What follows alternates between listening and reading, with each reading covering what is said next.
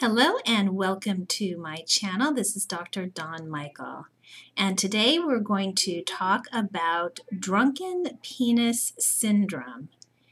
And yes, believe it or not, this is real. So I'm going to go over what it is and how you can fix it.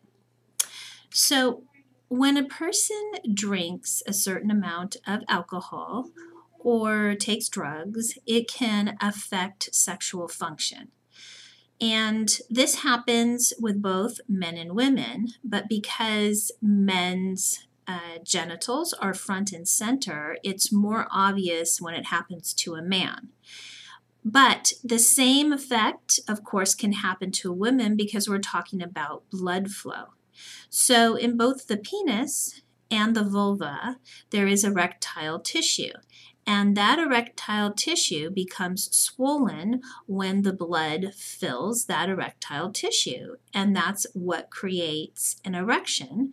And that also for women creates her clitoris to be erect and the whole area on her vulva to swell so that it's a cushion for when she has intercourse. So what happens when you drink too much alcohol, and that's where the drunken penis comes into play, you are not able to get enough blood that pumps to that area of your body.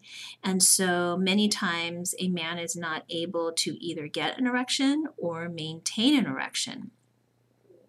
And it also can affect orgasm, where a man is not able to have an orgasm or he gets a delayed orgasm.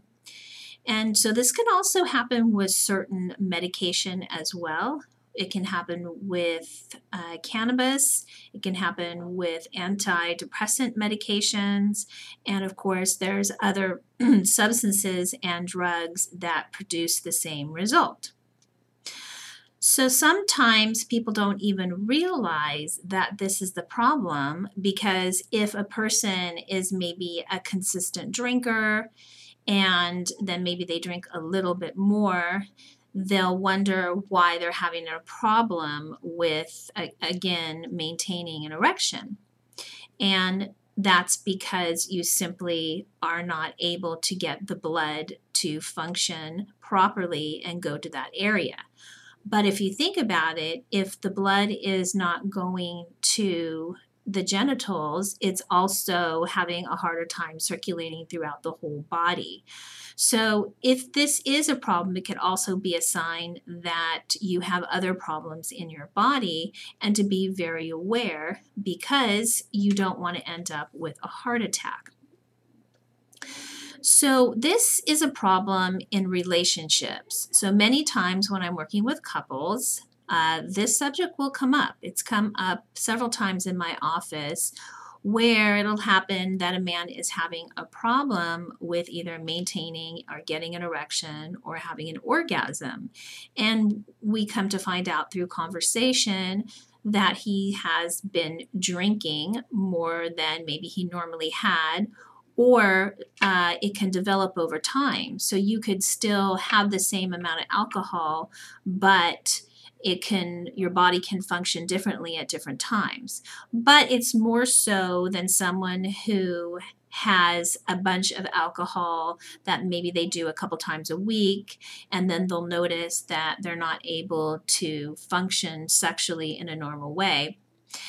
And who really brings it up is the partner. So it would be that the person you're with your wife, with your girlfriend, that it's becoming a problem in your relationship and that you're not able to sexually perform. So now this is the other area that, or the other problem that arises from that, is if it becomes a pattern, then the man also will think to himself, if I drink too much or I get in this situation, I'm also not going to be able to maintain an erection, and then the anxiety picks up.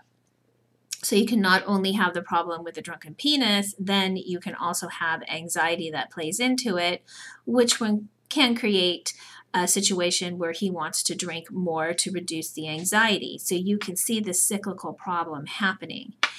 And the best thing to do if you have fallen into this trap is to really cut down on the alcohol or eliminate it. And then if you need to, if you're still having this anxiety and now it's created performance anxiety, maybe just temporarily get some Viagra or Cialis just to kind of get you over that hump where you can maintain the blood in your penis.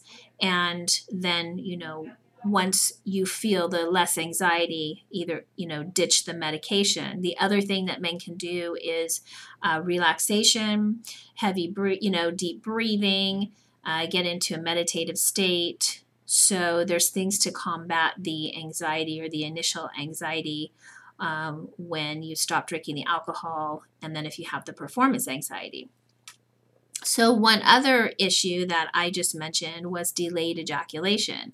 Now, this is also a big problem when you have the quote-unquote drunken penis syndrome, is it can make it so that you're not able to have an orgasm, or your orgasm is very delayed.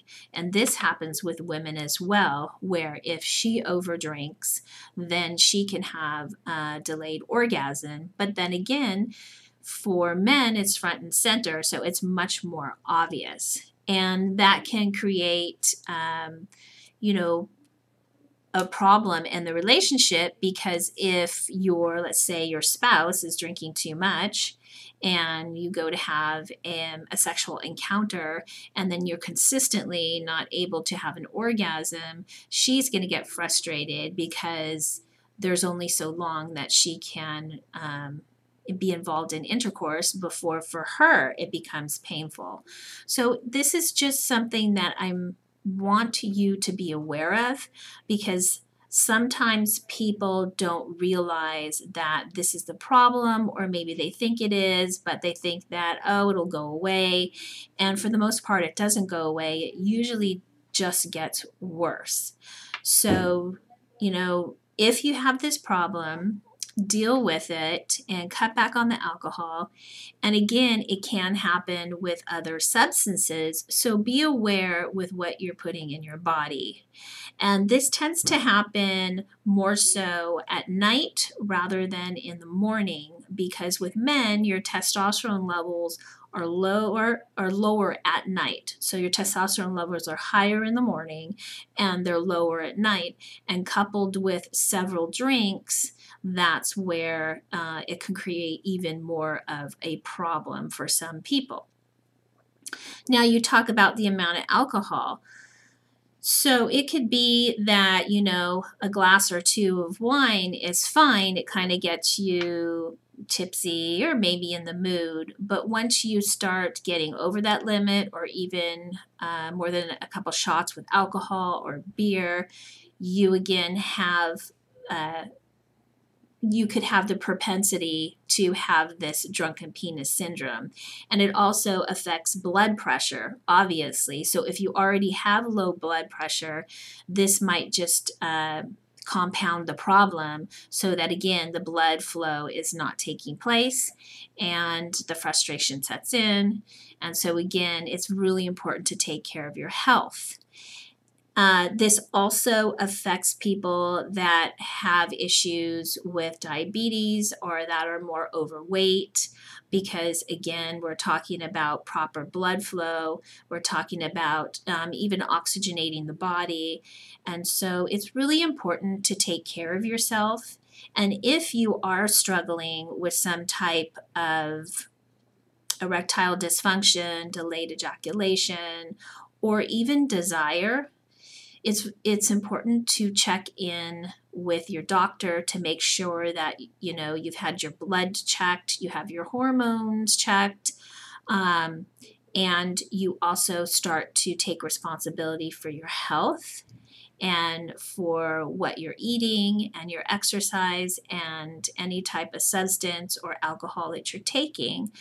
Because again, this will affect not only you physically, but it affects you mentally. And for men, a lot of their masculinity and how they feel about themselves is tied into their sexual performance, how they're connecting with their spouse, how often they may be having sex, or the quality of the sex. So it starts to affect a person mentally. And that again is like this secular problem, is when it affects you mentally, then you feel like you want to drink more. And so you really have to break that cycle and be aware of it and take responsibility for it, and know that once you get into a good place, if this has been your problem, you will begin to see that you can gain the function back. That's what's great about this, is once you stop, once you start exercising, again, blood flow, eating healthy, that it will return and that you will feel better, and you'll start feeling better about yourself. So the benefits of cutting back on the alcohol far outweigh the negativity of you not being able to have a healthy sex life.